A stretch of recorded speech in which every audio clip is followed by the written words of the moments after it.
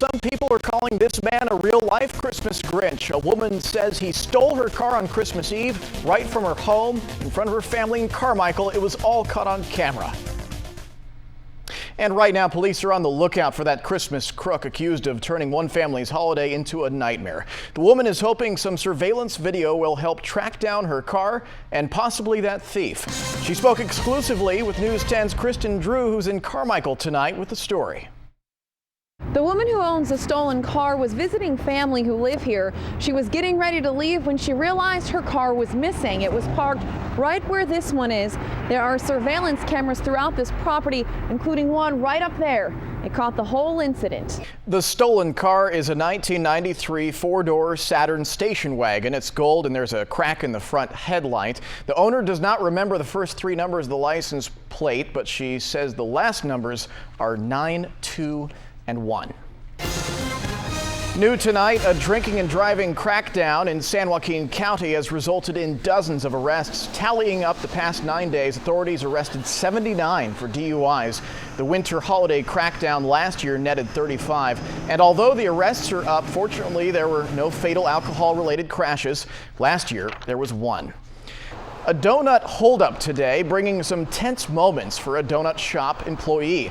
A man tried to rob her, but it turns out the robber had a fake gun. Police arrived at Elisa's Donuts in North Highlands soon after a customer managed to call for help. Officers arrested a man they identified as a local transient. Unfortunately, nobody was hurt. Get ready for another dip in degrees. You're looking live at Sacramento, where temperatures have already dropped to the 30s, and some areas are going to get below freezing tonight. News 10 meteorologist Darla Givens is tracking the latest in the HD Weather Center. And Darla, I guess it might be good to pack an extra blanket tonight. Maybe? Oh, I think so. Throw some socks on your feet or cuddle up next to somebody. And Darla, thanks. You may want to keep a close eye on your credit card statement. Anonymous hackers have successfully gained access to thousands of accounts. The hackers are from a movement that calls itself Anonymous. The thousands of credit card numbers, along with other personal info, was stolen from a security think tank company called Stratfor. One of the hackers says the goal of the movement is to take funds away from people's accounts and give them back as Christmas donations. One victim reported that $700 was taken from his account and then given to the Red Cross.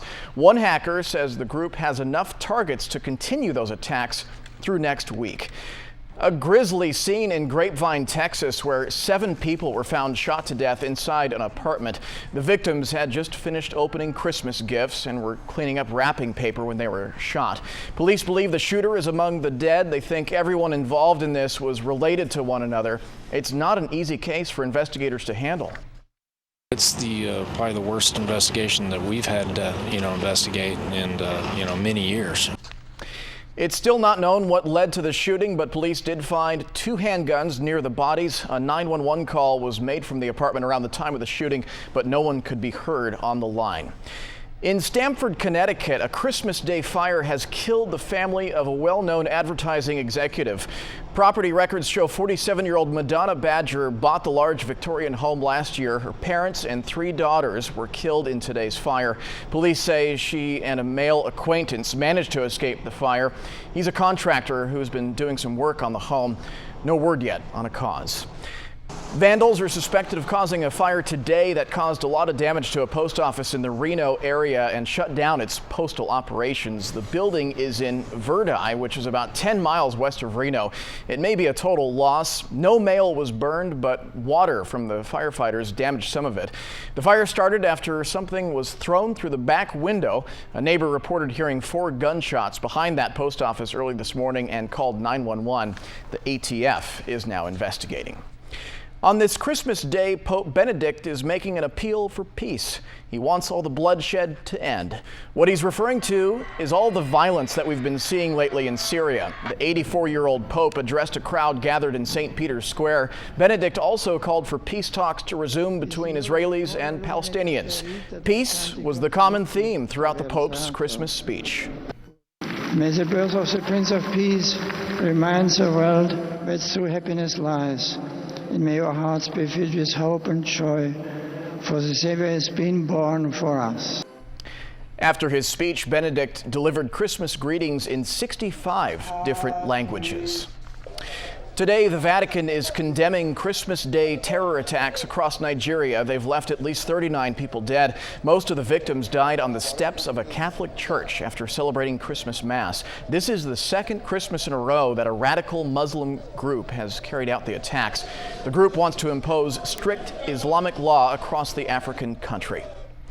On this Christmas, construction workers have taken it upon themselves to decorate the World Trade Center's new Liberty Tower, which is still under construction. The workers have been working in frigid temperatures. They wrapped colored cellophane around the existing white lights in the tower. One World Trade Center is set to be completed sometime in 2013. With troops leaving Iraq this year, many veteran affairs hospitals are bracing for a flood of new patients. VA hospitals in Southern California say they're expecting as many as 16,000 returning veterans. At the VA Center in Loma Linda, they expect to see an influx by March. A Stockton mother continues to feel regret 11 years after her daughter's murder. Not only did she not get the chance to say goodbye as she lay dying in the street, but she also didn't get to ask her who stabbed her on that fateful Christmas Eve. It's just one of the many cold cases piled up on detectives' desks. News 10's Lee Painter has more in this special report. It's officially the deadliest year on record for Stockton. I don't feel there's enough police officers out here that day. We've heard from a lot of you this week about a recent story here on News 10. That would be those giant piles of leaves everywhere. So many of you emailed us to let us know that you're still being bugged by that. Well, we took our concerns back to the city. We'll tell you what they're saying now and what's being done coming up next. And is a rare breed a vanishing breed? Are some dogs on the brink of extinction? We'll be right back. You're watching News 10 at 11. The 5 weeks between Thanksgiving and New Year's are a busy time of year, and not just for shoppers. It's the busiest season for Sacramento's solid waste division because of the fall leaves. A lot of you have expressed frustration over the city's lack of leaf pickup. So, in this week's What's Bugging You, News 10's Kate Larson follows up on last week's story and demands answers from a city waste manager about why Sacramento's crews have been so late on leaf pickup this year. So the city's website, though, does say that you guys pick up once every 2 weeks. And we make every effort to stay on that schedule. And if you feel the city has overlooked your leaf pile, you can give them a call at 311 or email them at cityofsacramento.org.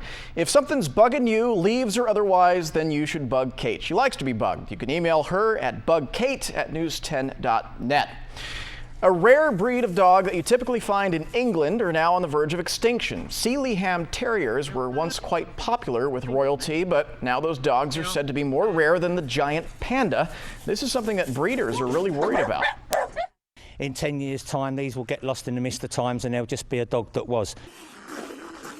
According to breeders, only 49 Sealyham Terriers were bred in the UK last year. Coming up next, some local lottery winners are pretty happy with how their Christmas turned out. We'll be right back.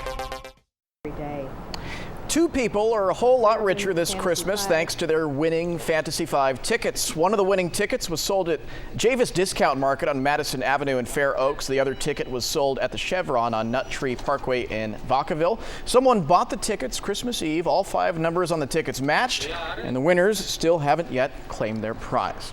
Well, if you have not been outside today, you've missed a lot because it's been nice and crisp and dry and good for outdoor activity. That's right. And you know what? I asked earlier for people to send in their Christmas pictures of what their kids did. Well, check this out. These 3 guys, Lincoln, LJ, and Lyndon, they liked playing with the box instead. Oh, yeah. Jeff, you remember doing that, right? Inside the box, going down the stairs. There you go, bumping your head around a little bit. But nice end to Christmas. Yes, Darla, it thank you is. so much.